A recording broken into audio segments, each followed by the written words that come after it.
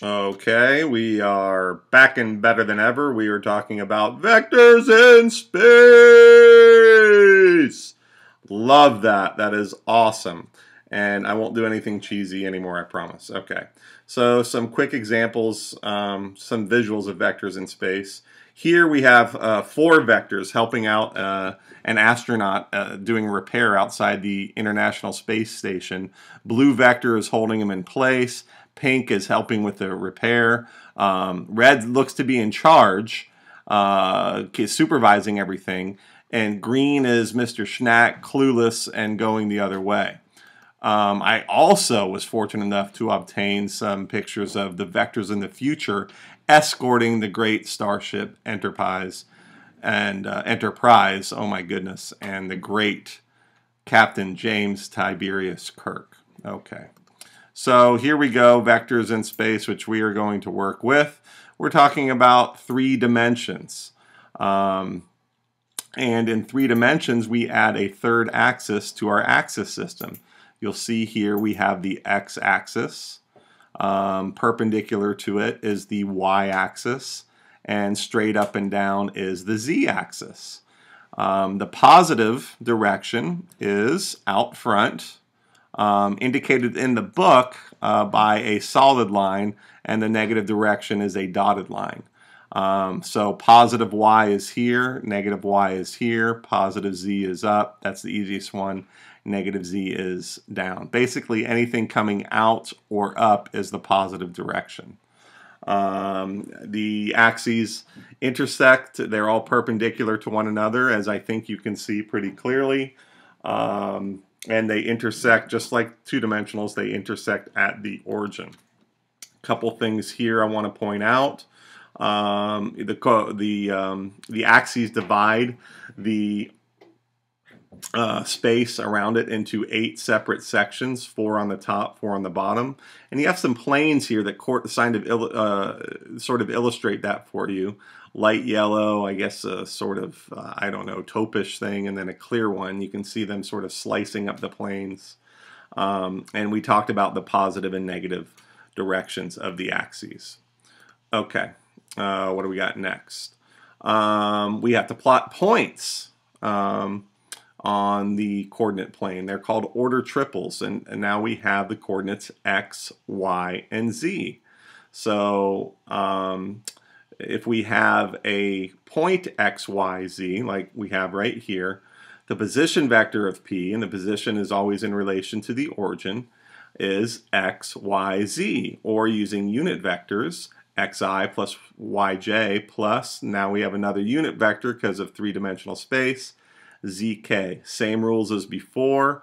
The magnitude of a unit vector has to be equal to 1. And of course the set of vectors ijk is a standard basis for the 3-dimensional xyz coordinate system. Okay, so how would we plot a point for these guys, like the point xyz? Well, you start at the origin, you move out x units in the positive direction if x is positive. It looks like these ones are. All of the coordinates here are positive. To the right, y units, and then up z units, and that is your point in space. An easy way, or one way to maybe get your head around this, is to think of it as a rectangular prism wedged into the corner of the origin. So if you look at this rectangular prism, it has, I guess you would think of this x as the width of x, the length of y, and the height of z. And see if you can picture that rectangular prism shoved into the corner of this 3D axis system, and then your point is the opposite corner from the origin.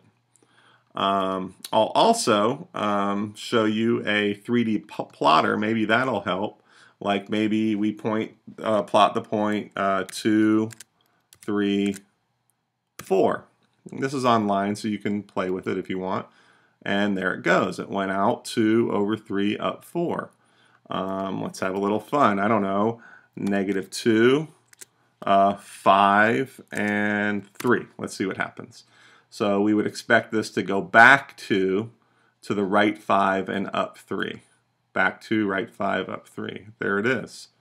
Let's see what a purely negative one looks like -3, -4, -6. That'll be fun. Back, left, down. Back, left, way down low, below this XY plane here. So I think you get the idea. Okay. Went back a little bit, just saw that. And the nice thing about three-dimensional vectors, everything is really the same as they were with two-dimensional vectors. The magnitude of a vector is equal to the square root of all of its components squared, actually the sum of those. And I won't go through the proof, but simply using the Pythagorean theorem, we can prove that the magnitude of vector OP is equal to the sum of the squares of its exponents, and we take the square root of that sum. And thankfully, or luckily, that formula is on your formula sheet. Here's how they state it in the book. If a vector v has components v1, v2, v3, then the magnitude is, we have been over that. Okay, so let's get down to business here and do some graphing. Okay, we have to plot the points. Well, folks usually have hard plotting three-dimensional points, and I'll just give you a little bit of a way to do this, hopefully. Let's see, I want to double arrow. X, I always start with my x-axis and just kind of put it at a slant. And then the y, I go perfectly horizontal, straight across. So that's going to be my y-axis. And this is a little tricky. I'm going to try and get this right the first time with the z-axis straight up and down. Not too shabby. Okay. And then label them right away. Just so you don't get mixed up. And put your labels at the positive ends of the axes, of the respective axes. So 0 to 0, always start at the origin. So the first coordinate is x, so I'm not going to go anywhere.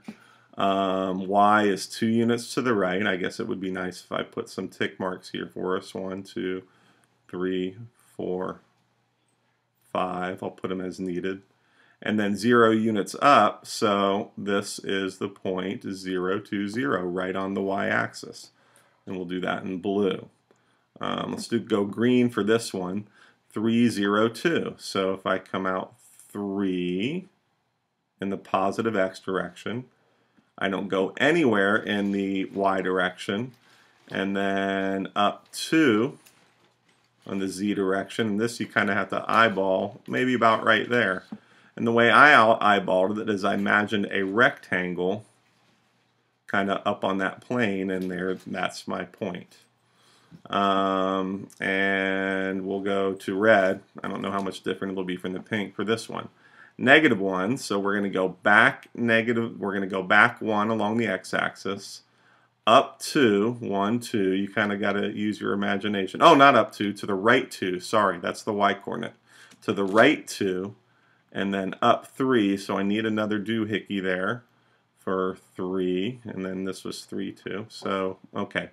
-1, right 2 for a positive y, and then up 3. And sometimes, you know, I'm having trouble picturing it, so I am going to draw that rectangular prism as best I can.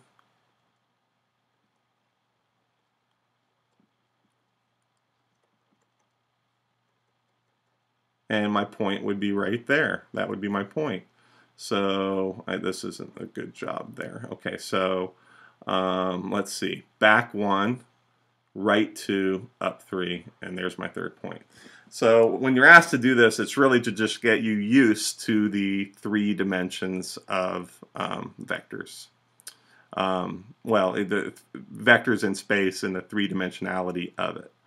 Okay, so I'm going to stop. We're getting close to 10 minutes, and we'll wrap it up with the next video.